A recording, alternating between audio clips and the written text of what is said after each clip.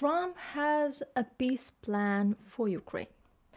Honestly, I don't know what to say. We are here in Ukraine. Missiles and drones continue to target our infrastructure, energy facilities, hospitals, residential buildings, and every week new peace plan for Ukraine emerge from far off places like the US, China, Hungary, Great Britain, whatever, I don't know what to say. But can we please hear less about plans and some actions, maybe towards achieving real just peace? I'm Maria Drutska, and let's talk about the recent news.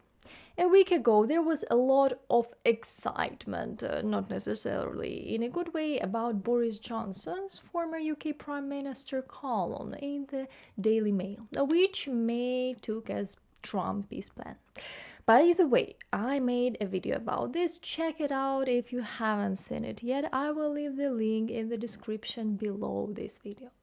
So Johnson's plan sparked some controversy, but he didn't say I went to Trump and it's Trump's plan. He writes about what he thinks Trump plans should be. You understand, right?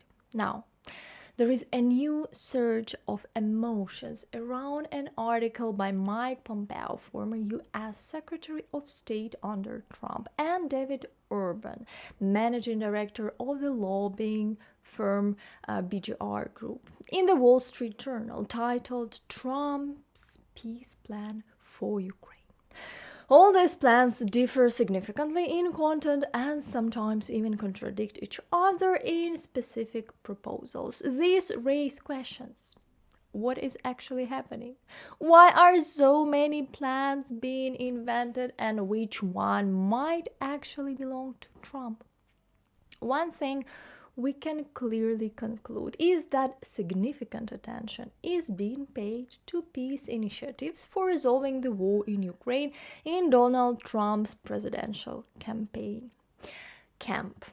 According to US media publications, Pompeo still maintains close ties with Donald Trump, so his vision of peace plan initiative may be very close if Trump is elected as a president. For those who watch my channel and are not Americans, let me explain who is Pompeo, and my American friends, please correct me if the information I found is incorrect and add any details in the comments that might interest us. So the expert on foreign policy, Ukrainian Prism, Alexander Kraev, wrote in his column that Pompeo was a former intelligence officer whom Trump appointed as Secretary of State. He always considered himself the voice of reason and moderation in the administration, and protests against Trump's quite radical moves and decisions cost him his position. It's also clear that he wants to be involved in Republican circle again. Pompeo, in collaboration with former Trump campaign advisor David Urban, directly states that Donald Trump has no intention of pressuring Ukraine into capitulation if he comes to power. On the contrary, it was Trump who lifted the ban imposed by the previous Democratic administration of Barack Obama on supplying anti-tank missiles Javelin to Kiev, which became a key factor in successfully repelling the Russian invasion in the early months. In general, the main provisions of Pompeo's peace plan can be summarized as follows. The US should create an effective land lease program worth $500 billion for Ukraine. Instead of burdening American taxpayers with new bills, Ukraine should be allowed to borrow as much as it needs to purchase American weapons and ammunition to defeat Russia. Additionally, the US should lift all restrictions on the types of weapons Ukraine can receive and use. This would significantly restore Ukraine's position of strength and make Putin realize that the war must end. At the same time, NATO needs to be revitalized, particularly by making Europe pay its fair share in the alliance, raising its contribution to 3% of each NATO member's GDP. The US economy should unleash its energy potential, particularly its oil resources. This would significantly stimulate the American economy, lower oil price, and reduce Putin's military budget. Pompeo also suggests implementing real sanctions against Russia, hinting that the Biden administration's sanctions looked good on paper but turned out to be ineffective. Additionally, the US defense industry should be significantly strengthened to show adversaries, especially Russia and China, that they cannot compete with American defense capabilities. As Pompeo writes, the economy of Russia is smaller than the economy of Texas. We cannot allow China to catch up with surpass the US. Guys, before I continue, I want to thank all of you who send coffees on Buy Me a Coffee and become Patreons to this channel. You will also help this channel by subscription to this channel, because I can see that some of you watching my videos and haven't subscribed yet. I also suggest you subscribe to my Twitter page, where I post regular updates about the situation in Ukraine, and to my Instagram, where I show the daily life in Ukraine. Well, moving on. According to Pompeo, implementing these points would allow a Trump administration, if he wins the election, to set the terms for post-war settlement. Hostilities should be immediately halted, and Ukraine should build the strongest possible defense forces to ensure Russia can never attack again. The US would legally not recognize any territories annexed by Moscow, but their return should be achieved through political and diplomatic means.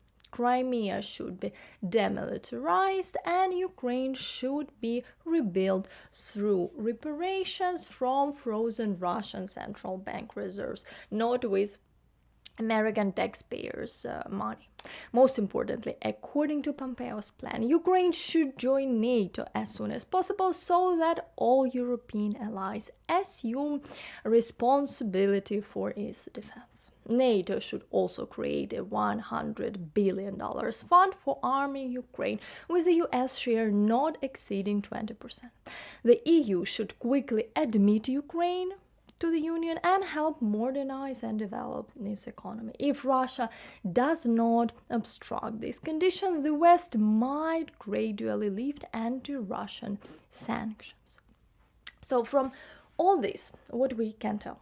We can tell that both Boris Johnson and Mike Pompeo are trying to convince Trump that first, Ukraine needs to be significantly strengthened and Putin forced to negotiate through military means, with the terms of the negotiations not being set by the Kremlin dictator. Will these arguments work? That will become clear only after the US presidential elections, and only if Trump wins. What is still unclear is what conditions should be set to make Putin agree to withdraw from the occupied territories. I don't know. But the positive thing is that all this, the Trump circle is starting to think about the plan to resolve the war in Ukraine, and there are more ideas emerging, not just, give your territory to Putin and he will be satisfied. Well, guys, what do you think about this? Do you think it's realistic? And write in comment. And finally, a small piece of news. No ships that, according to the Ukrainian Navy, were damaged or destroyed participated in the Russian Navy Day parade today. During the parade broadcast, the Russians were only able to show two ships from the Black Sea Fleet, the corvette Mercury and the frigate Admiral Grigorovich. The Mercury has recently been based in Syria, and Admiral Grigorovich, according to open sources, is performing tasks in the Mediterranean Sea. Overall, this year only 25 ships participated in general parade, whereas in previous years they were at least 50. Of course, none of the ships that, according to the Ukrainian Navy, were damaged or destroyed participated. Strange. How could they participate if they are destroyed? The time will come, guys, when we will be doing diving tours in Crimea, and you will be able to see these wrecked Russian kind of vessels. But for now, that's it for today. And I want to thank all of you for supporting Ukraine, watching Ukrainian content. Please like this video, and if you really liked it and you want more videos, you can support the channel's development on Patreon or buy me a coffee. See you soon, and Slava Ukraini! Woohoo! I made it! Light is still on. Fantastic. Good job.